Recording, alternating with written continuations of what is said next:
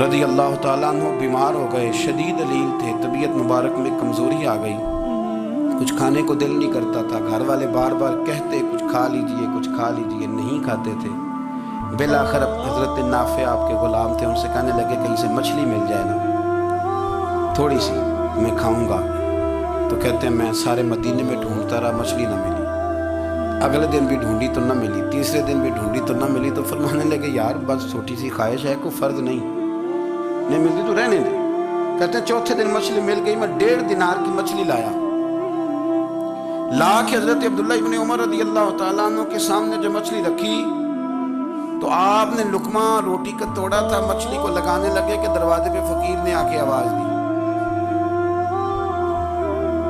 کچھ کھانے کو دو۔ تو حضرت عبداللہ ابن عمر نے روک لیا اور ہنسے۔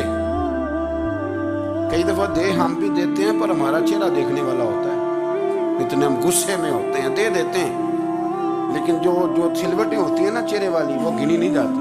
ہنسے، فرمایا دیکھو میرا اللہ کتنا کریم ہے، وہ مجھے بچانا چاہتا، اٹھا بار دیا جا کے۔ خادم اب حکم کا پابند تھا، وہ لیت اللہ تو کر نہیں سکتا تھا، وہ گیا اور جا کے دے آیا۔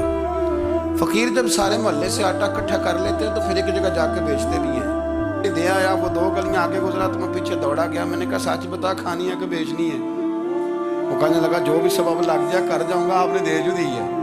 تو کہتے ہیں میں نے اسے کہا کہ یہ 1.5 دینار کی میں نے خریدی تھی، اگر تو 2 دینار کی مجھے بیچ دے تو آج کل مچھلی مدینے میں مل نہیں رہی، تو میں اپنے آقا کو دے دوں گا، وہ یہی کھائیں گے، بیمار ہیں۔ تو کہنے لگا جی بسم اللہ، مجھے کیا اعتراض ہے، 2 دینار مل رہے ہیں، 1.5 کی مچھلی، اور 1.5 کی بھی کسی نے نہیں خریدنی تھی، اب تو پک گئی۔ فرماتے میں نے 2 دینار اس کو تھمائے، وہ مچھلی اس سے خریدی اور خرید کر کے میں لایا، لا کے حضرت عبداللہ ابن عمر کے سامنے دوبارہ رکھی۔ تو فرمایا یہ کیسے آ گئی؟ میں نے کہا حضور 1.5 کی خریدی تھی اور پھر فقیر کو دے دی، اب اسی سے میں 2 دینار کی خرید کے لایا ہوں، آپ قبول فرمائیں۔ تو فرمانے لگے تم نے اچھا نہیں کیا، اب اس طرح کرو 2 دینار بھی اسے دیا اور مچھلی بھی واپس دیا۔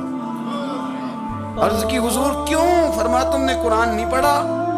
حضور پڑھا ہے۔ فرمایا رب فرماتا ہے لن تنالوا البر حتى تنفقوا مما تحبون، تم بھلائی کو اس وقت پہنچو گے جب اپنی پیاری چیز راہ خدا میں خرچ کرو گے۔ امام غزالی نے لکھا ہے، فرمانے لگے دیا، تو وہ حضرت نافع کہتے ہیں میں دینے گیا، دے کے واپس آیا تو کچھ پریشان تھا کیونکہ مجھے بھی 4 دن ہو گئے تھے نا تلاش کرتے، تھوڑی طبیعت میں مایوسی تھی کہ اتنی محنت سے میں نے لایا اور آپ نے واپس کر دی۔